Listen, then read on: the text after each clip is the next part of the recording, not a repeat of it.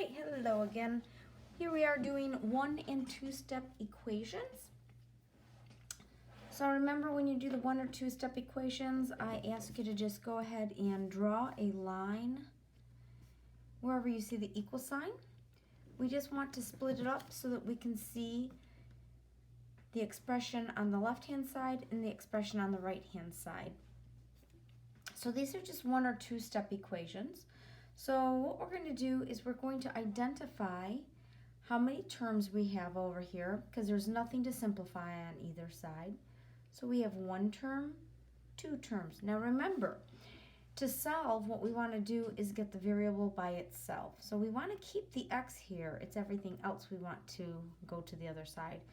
So the 10, we need to make that disappear. So a negative 10, the opposite would be a positive 10. If we do this to one side, we have to do it to the other side because it's like a balance scale. And if you add 10 to one side, then it's no longer balanced, and you have to add 10 to another side to keep it balanced, okay? So we've got to keep these balanced at all times. So a negative 10 and a positive 10 will cancel out, leaving us 0. We don't write the 0 here since we have an x on this side, so we wouldn't need to write plus 0 because it doesn't serve any purpose. And on this side, we have 28, and that will be our final answer. Okay, let's go over to number 2.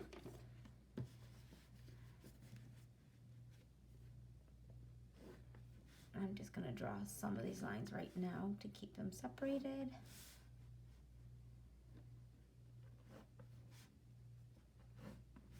Okay. So we'll again circle our term. We only have 1 term, so it's going to be a 1-step equation. So we have a 3 next to an x. You need to remember that that means 3 times x. You don't have to have the dot there. Remember, multiplication, we can show it 3 different ways. We can put a dot between the two. We can use parentheses, or if you have numbers or variables next to each other, that also means multiplication. So the opposite of multiplying by 3 would be dividing by 3, or you could choose to multiply by the inverse. So if we divide one side by 3, we have to divide the other side by 3. Now 3 divided by 3 is 1, so that leaves us with 1x, and the 1 we won't draw, that will be implied. And on this side, we have our division problem. Since we only have one negative sign, the answer will be negative, and so 153 divided by 3. Remember, this is division. If you think of a division sign, you have a dot on the top and a dot on the bottom. So think of the fraction bar as this right here, and each of the dots are replaced by a number. So that's how you can remember that this is division. So 15 divided by 3 is 5 with 0 remainders, and then we'll just have 3. So 3 divided by 3 is 1. And that will be our final answer. So now we know that if we plugged a negative 51 in here, multiplied it by 3, we would get negative 153. And that is the only number that would work. Okay, so number 3, I see 2 terms. We're going to have a 2-step equation. So remember, we want the x to remain on this side, and we want it to be alone. So what we're going to do is take care of this term first. So we're going to subtract 29 from both sides. Those will become 0, leaving us with just negative x equals, and we have more negatives and positives, and we have 21 more negatives. Now remember, that's really a negative 1, so I'm going to go ahead and just divide by, and that's a negative 1. I just tend to just put the negative there. So the negative will cancel out the negative, leaving us an x. Or again, not really cancel it out, but negative 1 divided by negative 1 is 1. And on this side, a negative and a negative will give us a positive. So we end up with a positive 21. All right, over here, if we circle our terms, again, we see that we have 2 terms. So we're going to remove this term first. The opposite of a positive 7 will be a negative 7. What we do to one side, we have to do to the other side. So we have negative 5x equals, and these are a lot of negatives, so think about the number line. Remember, addition and subtraction have different rules than multiplication and division. You start here at 0, and if you take away 38, and then you take away 7 more, you have a whole lot that you've taken away. So we're going to have a lot of negatives. So since they have the same sign, we just go ahead and add them. So 8 plus 7 is 15, and 3 plus 1 is 4. Now, x is not alone. We have a negative 5 next to it, so it's being multiplied by negative 5. The opposite will be dividing by a negative 5. So we'll do that to both sides. So that is the multiplication division property of equality. Negative 5 divided by negative 5 leaves us with 1x. And a negative will cancel one another out. 45 divided by 5 is 9. And there's our final answer. All right. Again, circling those terms. You do not always have to do this. This is just to help you at the beginning so you can see the terms if you don't see them already, okay? So the x in the 2/3 is one term. And so we're going to get rid of the negative 28. The opposite of a negative 28 is a positive 28. We'll do that to both sides. So that is the addition subtraction property of equality because we want to keep both sides equal, okay? Equality for all. All right, so we have 2/3 x equals, and let's add these up. So we have 14, 4, 5, 6, and 7.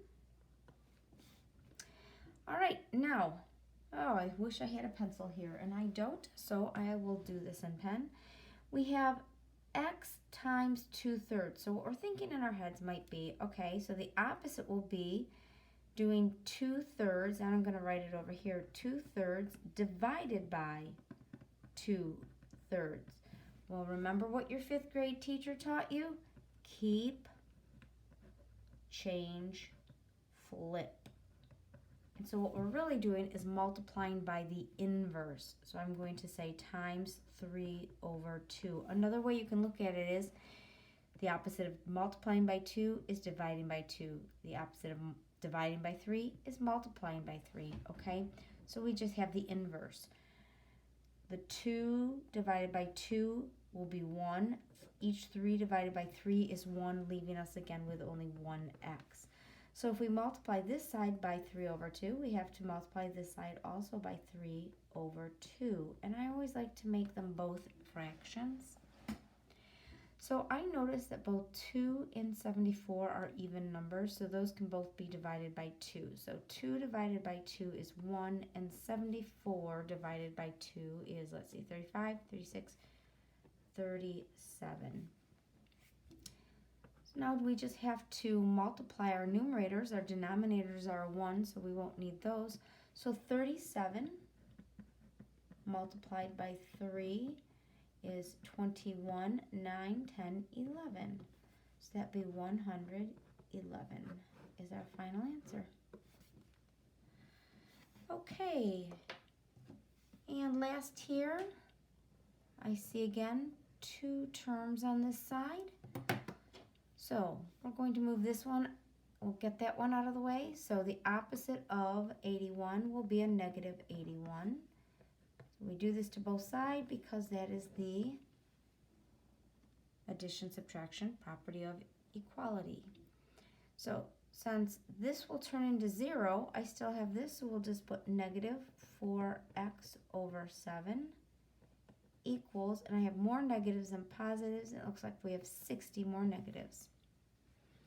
Okay, so the opposite of multiplying by negative 4/7 would be dividing by negative 4/7.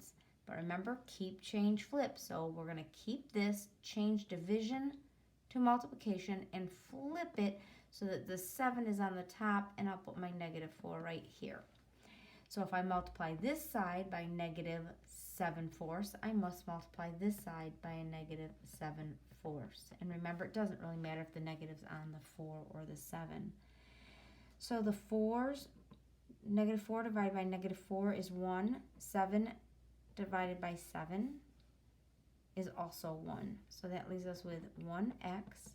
On this side, I'll turn that into a fraction. So I notice that 60 and 4 are both even numbers. They can both be divided by 2, but I see a greater common factor would be 4, so I'm going to divide both by 4. So 4 divided by 4 is 1, and 60 divided by 4, let's see, 4 goes into 6 one time with 2 left over, so that's 20, so that'll be 15. Now when I multiply these together, it can get kind of messy when you're crossing things out and simplifying. So keep an eye out for those signs, okay? We have a negative times a negative, so we know our answer is going to be a positive. Then we have 15 times 7, which we can just do right off to the side. Remember, I love when you show your work, and I don't want you to use calculators right now. We're practicing all of our math skills. So 7 times 5 is 35. 7 times 1 is 7, 8, 9, 10. So we have 105, and that's our final answer. All right, perhaps I'll see you on the next video.